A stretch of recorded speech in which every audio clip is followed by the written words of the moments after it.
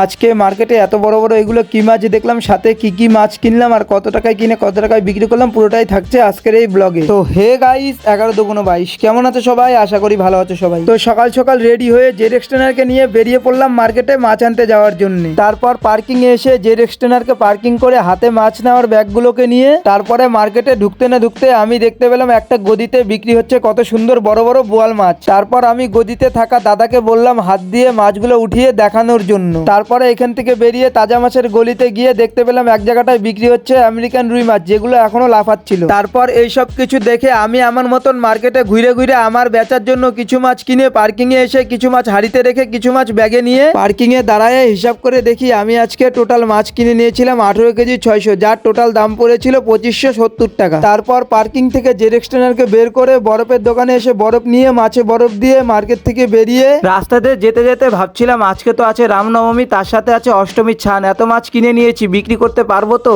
এইসব কিছু ভাবতে ভাবতে বাড়ির সামনে এসে জেড এক্সটেনারকে দেখে বালতি পাল্লা সবকিছু বাইরে নিয়ে এসে সবকিছু রেডি করে সবকিছু গুছিয়ে বেরিয়ে পড়লাম মাছ বেচার জন্য। আর আজকে আমার কাছে মাছের মধ্যে ছিল 3 কেজি 600 রুই মাছ, 2 কেজি 600 বাটা মাছ, 2 কেজি চিংড়ি মাছ, আরো ছিল 7 কেজি 600 গুড়া মাছ আর 3 কেজি বড় বড় সরপুঁটি মাছ। তারপর আমি পাড়ায় পাড়ায় গিয়ে গলি গলিতে ঘুরে কোনো জায়গায় 30 টাকার মাছ, কোনো জায়গায় 40 টাকার মাছ, কোনো জায়গায় 100 টাকার মাছ, কোনো জায়গায় 50 টাকার মাছ বেচে প্রায় 12টা থেকে 12:30 নাগাদ একটা গাছের তলায় দাঁড়িয়ে একটু রেস্ট করে দেখি এখনো আমার অল্প কিছু গুড়া মাছ, অল্প কিছু চিংড়ি মাছ, 2 পিস রুই মাছ আর অল্প পুঁটি মাছ বেচা বাকি আছে। আর এখন যেহেতু অনেকটা বেলা হয়েছে তাই আমাকে মাছগুলো এখন অনেক কম দামে বিক্রি করে দিতে হবে, না হলে মাছগুলো থেকে গেলে নষ্ট হয়ে যাবে। তাই আমি বেশি দেরি না করে আর কিছুক্ষণ ঘোরাঘুরি করে মাছগুলোকে শেষ করতে না পারায় মাছগুলোকে নিয়ে বাড়ি এসে রেখে দিই কালকে বাড়িতে খাওয়ার জন্য। তারপরে বাড়িতে বসে টাকা পয়সা হিসাব করে দেখি আমার পুঁজি বাদ দিয়ে আমি আজকে ইনকাম করেছিলাম 180 টাকা।